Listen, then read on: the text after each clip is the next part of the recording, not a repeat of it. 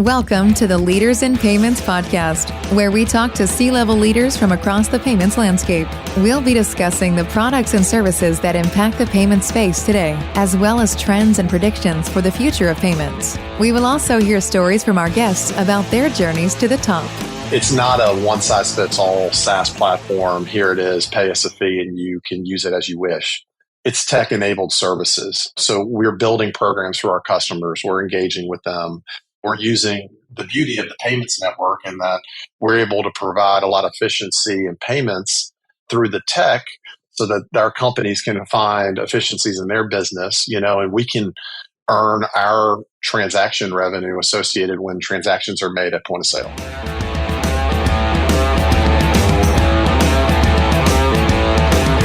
That was Stephen Faust, the CEO of Dash Solutions, and he is my special guest on this episode 221 of the Leaders in Payments podcast, and I'm your host, Greg Myers.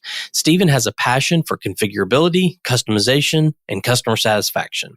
He was the second employee to join his current company, next in line only to the original founder himself, and he has been adding value to the prepaid technology sector of our industry ever since. Dash Solutions has been in the payments industry for a very long time, branded originally as Prepaid Technologies. The rebrand itself was a recent one and also a bit of a no-brainer since Dash is the name of the product brand they've been using for many years. They currently have 4 pillars where they provide cutting-edge digital solutions: pay, rewards, corporate disbursements, and expense management. In a nutshell, they don't go in looking to sell a product. Rather, they go in looking for the solution that the business needs, and then they customize a product specifically for them. Stephen and I go on to talk about his journey to the role of CEO, including where he sees the industry going in the next 2 to 3 years as it relates to digital advancements and real-time offerings. We've got a great episode ahead, so let's get started.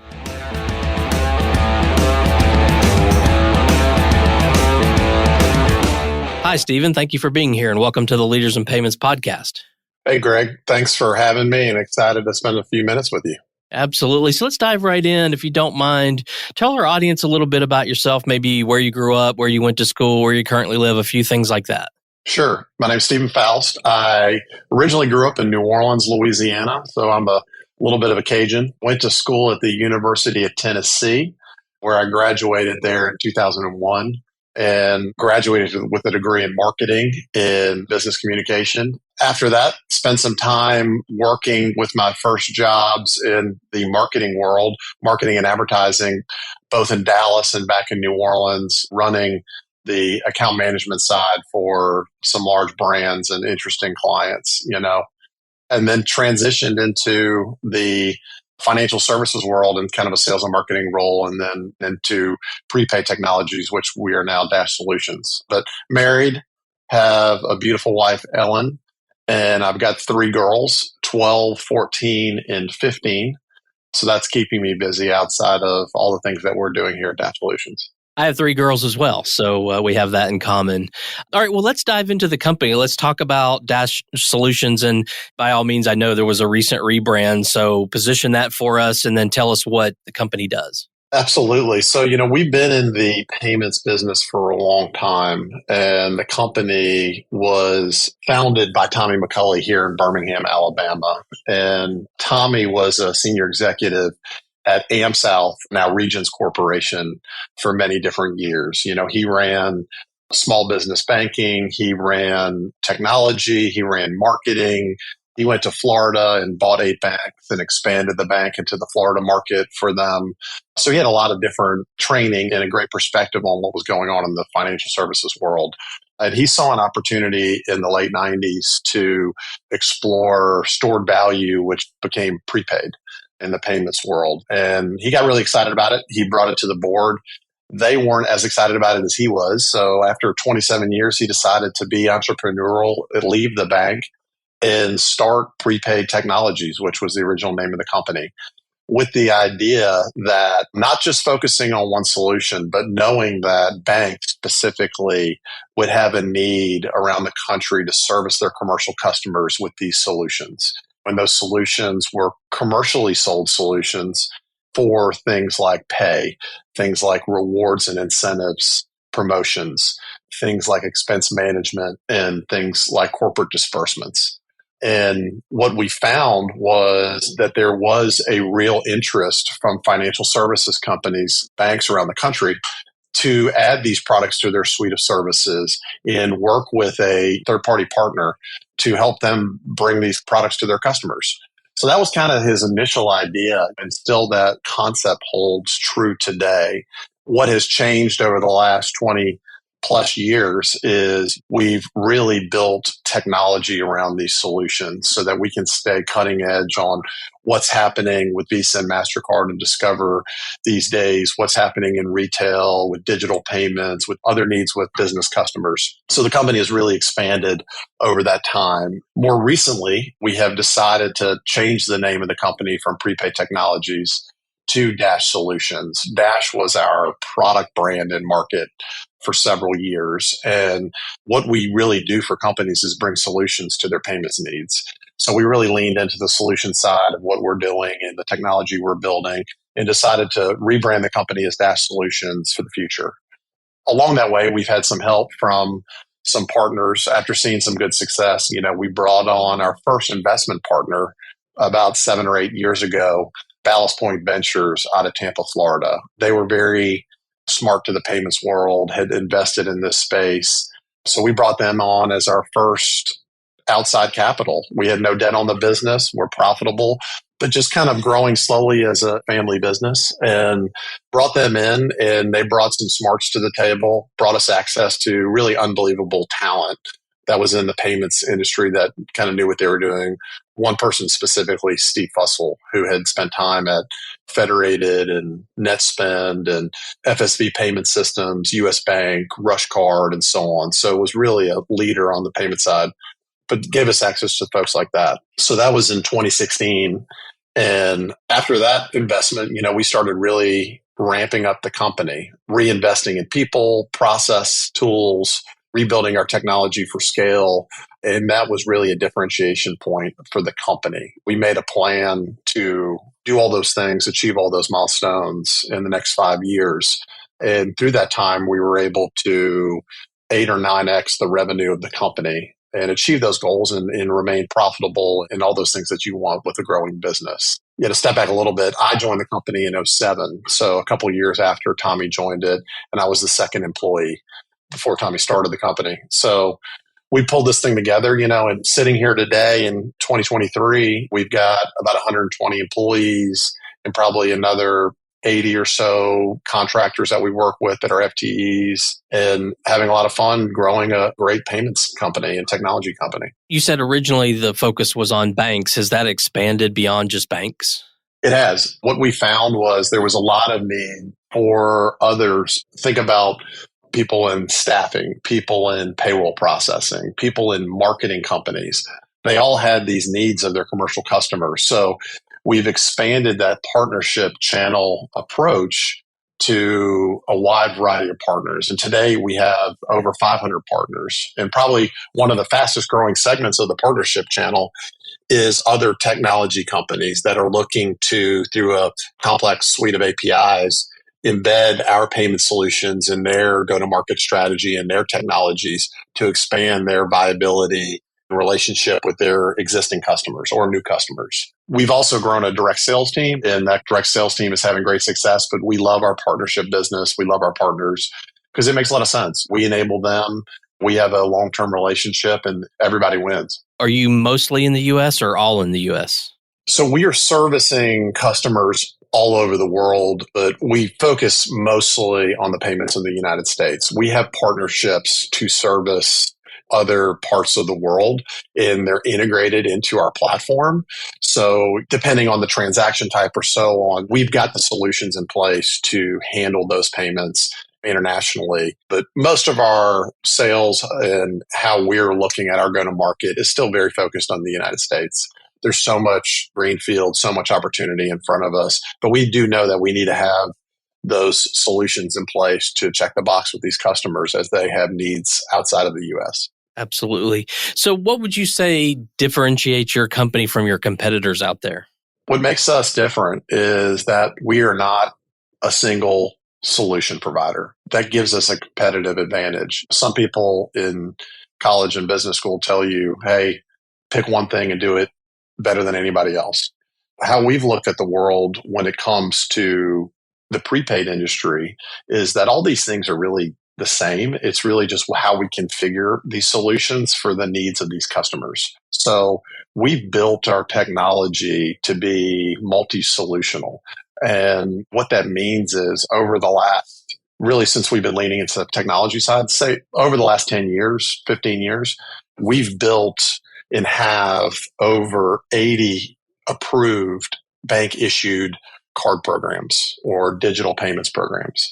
And what we do on top of that is we build a technology so that we can provide endless configurations to those existing programs. And what we do is we call that product building. So that allows us to provide brand, feature set, enable, disable different things, languages, whatever it may be, and deliver that based on what the solution the customer is looking for. And that's highly different than saying, hey, we've got an off-the-shelf product. I hope you enjoy it.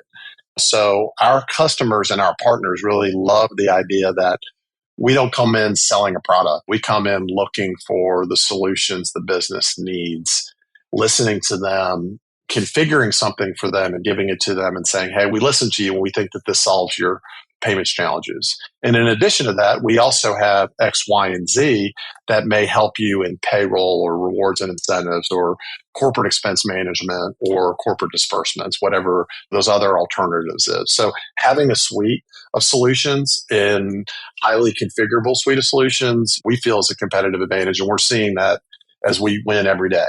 So excited about that position we're in and feel like we have, like I said earlier, tremendous greenfield in front of us. Is your model more of a SaaS model or a transaction fee model, or does it have both components? We are not a SaaS business.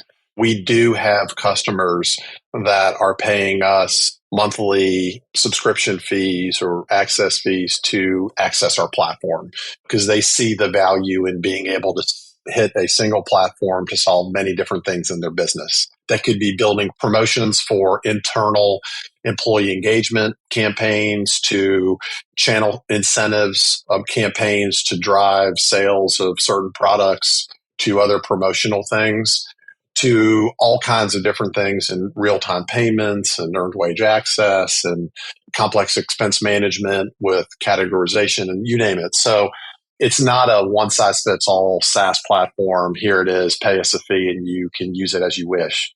It's tech-enabled services. So we're building programs for our customers. We're engaging with them. We're using the beauty of the payments network in that we're able to provide a lot of efficiency in payments through the tech so that our companies can find efficiencies in their business, and we can earn our transaction revenue associated when transactions are made at point of sale. So that's been the model and it's worked really well over the years. Well, where do you see the payments industry just in general? Where do you see it headed, say, in the next 2 to 3 years? What's been interesting is how behind the U.S. was in digital payments when running into the pandemic. And then the fast forward a wow moment where everybody had to say, if we're still avoiding digital payments, we may have a big problem on our hands.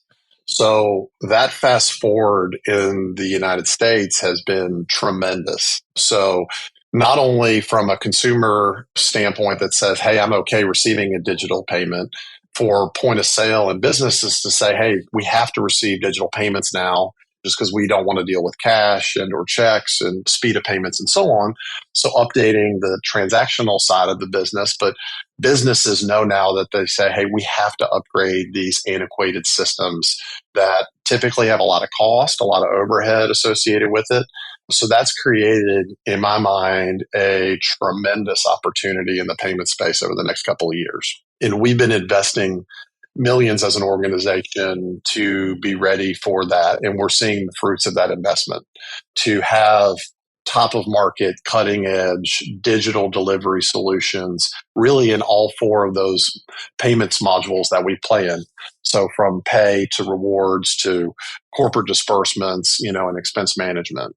So digital issuance, the ability for real-time tokenization, digital transaction completion, and so on, and real-time reporting and all that goes along with it. So while a lot of the consumer behavior has changed quickly during COVID, there's still trillions of dollars of commercial payments that have not transitioned. Businesses are interested in talking about that and moving forward with those initiatives now, which is creating this big opportunity that we're really excited about over the next couple of years. I hear that a lot where people talk about during the pandemic, companies had no choice but to do things to change processes and procedures. And I think there's a lag in other companies catching on to that. And maybe that's sort of what we're seeing now post-pandemic is those companies who had to do whatever they could to make it work for a couple of years now are really trying to bring in the right technology and looking at companies like yours to do that. Absolutely. What's interesting is that, and this is kind of a funny story, but because of the flexibility of our platform, we're able to explore with companies some of these highly unique payments, and I was reviewing that with Edison Partners, our newest investment partners. So Edison came in 21. They too were someone that was very seasoned in the investment space, in the payments world. And that was that graduation step for us moving from Ballast Point Ventures to our next investor, Edison Partners. And they've been a tremendous partner and worked with companies like Bill Trust and Zealous and MoneyLion and many others in the payments world that have had tremendous success. When I was reviewing with them when they were making the investment into our company, what are some of these opportunities? And I was like, well, there's all these niche payments markets that are highly addressable. And we were talking about them and kind of the size of these markets and so on. They were like, stop calling these niche markets. These are like $100 billion markets, each one of them. I was like, yeah, you're right. The opportunity is so big. But that's what's fun is that like there's so many different things in kind of commercial disbursements. If you have that omnibus category that's addressable with good solutions, that's what's a lot of fun. And I think that goes beyond the next 2 to 3 years, into a longer time period. Yeah. I think it's interesting, having been in payments since about 2006, it's really not payments. It's commerce, right? It's money movement, whether that's in the B2B world or the B2C world or whatever.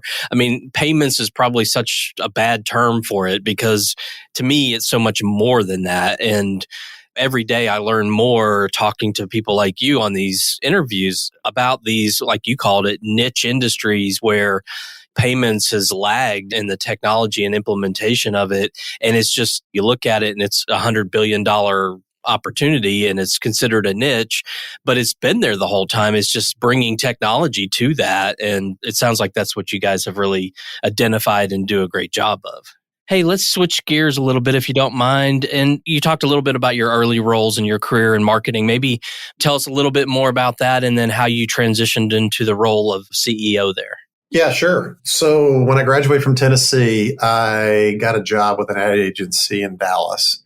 And it was a great way to start my career. I've told younger people that advertising can be such a great environment to learn because young people are working on huge brands with huge budgets that have deadlines. They have to have great communication skills. Everything supports sales and revenue creation. And, I was not a creative person, meaning doing the design work. I was working with the businesses. So throwing a 21-year-old in that situation where they need to present to companies and talk about budgets and timelines and understand print production, customer service, all these different things in different lines of business was just unbelievable training for me. When I joined Tommy in 2007, that training was really kind of a great foundation for what I'm doing today. I've always found myself being that kind of creative person, both on the sales and communication side. And what we do in payments and at Dash Solutions is problem solving, creative solutions, and bringing results to bear for our customers. Sometimes that includes building technology. It's print production of materials and cards. Sometimes it's customer service. It's detailed timelines, and it's juggling a lot of requests from different customers at different times. So when I joined Tommy, it was the two of us, and we started adding more people thereafter. But we were doing everything from all the accounting work to account management to sales to marketing. And it was great to bootstrap a business and learn every aspect of the business. And, as the company scaled and we kept bringing in more people and having more success, it allowed me to start transitioning into the things that I was most passionate about. It was really when Steve Fussell joined our organization. Steve has had a tremendous career running operations and technology, account management, legal compliance, all those types of things. And that allowed us to divide the business in half to run the business together. What we say is I continue to focus on everything looking out, and then he focuses on the things looking in. So everything from sales, business development, marketing, strategy, product, all rolls up under me. And then we work closely together as good things happen on the sales side to transition them into implementations, account management, and all those other aspects of it. So I took over the reins from Tommy in 2011 and took the company to a couple of years to growth through the investment to Ballast Point, 5 years of a tremendous amount of work in team growing and technology growing through the next investment cycle with Edison Partners and our partnership with Chris Sugden there. And that gets us to today. We're a very different business from those early days, but I still look back at those training that I received in marketing and advertising as being tremendously foundational and a lot of fun. You mentioned the word passion, so we're going to talk about that next. So maybe tell us something you're passionate about, maybe one thing that's business-related passion and one personal passion. What's been a real passion for me is this approach that we have in the business around configurability of our products. That was so important to me because I learned early on as I was, chief salesperson and IT guy and bottle washer and everything else like that. Product selling only went so far in our industry, in that there was a real opportunity there to listen to customers and bring them solutions for what they asked for. So it's been a passion project for our company, and it's so fun to see the fruits of that labor to build a solution set that is so configurable. And we can configure now digital payments and present them to customers during a pitch, and say, hey, you asked for this. Let us do some things in real time where you're not going into the code to write new technology for that need, and give them something that's customized for them.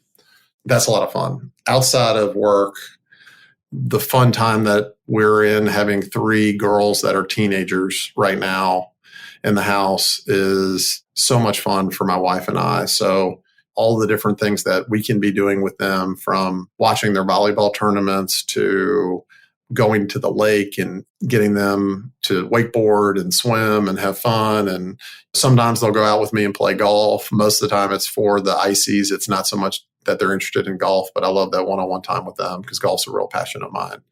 Not that I'm great at it, but I truly enjoy it. That's a little bit about me outside of work. I just love to get leaders' kind of opinions on this. And so think of it as you've got a new employee coming into your company and they come to you and say, hey, I'm looking at making a career out of payments or fintech, whatever you want to call it. And maybe they've just graduated and they're looking for some advice. So you, as CEO that's been in the payments industry for a few years, what would you tell them that they need to do to be successful in our industry? Focus on the solutions and fish where the fish are. My grandfather would always say that, fish where the fish are. People spend a lot of times trying to create markets out in the payments world with something new and different. Businesses and the consumers are telling us that they want this, and there's already existing markets that have plenty of fish that can be taken advantage of. It's all about providing the right solutions, and getting some lines in the water. The other thing I would say is, probably heard this 1,000 times, is like, don't wait for perfect. I've seen so many companies in the payments world spend years and tens of millions of dollars trying to make something absolutely perfect, where as long as you have the ability to adjust on the way and listen to the customers, you actually end up with a better product, having a more agile style of building product. I think that's great advice. Well, Stephen, we've covered a lot of ground about the company, about you, about the industry overall. Is there anything else you'd like to add before we wrap up?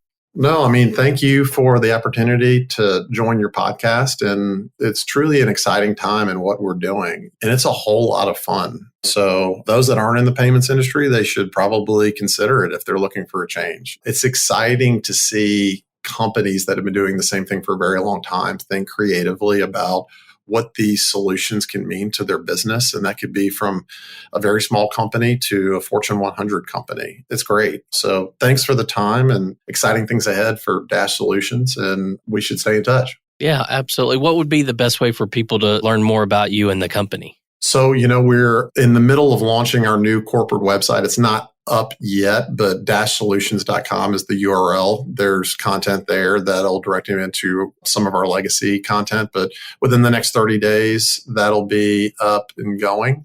We are on LinkedIn and there's information there about our company and what we're doing, and always growing and recruiting great talent, headquartered in Birmingham, but we have virtual staff that's all over the country and some in Canada as well. And so, come find us, and we're doing some very cool things. Yeah, sounds like it. Well, Stephen, thanks so much for being on the show today. I know your time is very valuable, so I really appreciate you being here today. Awesome. Thanks. And to all you listeners out there, I thank you for your time as well. And until the next story. Thank you for joining us this week on the Leaders in Payments podcast. Make sure you visit our website at leadersinpayments.com, where you can subscribe to the show and where you'll find our show notes. If you enjoyed listening, please share on your social channels as well.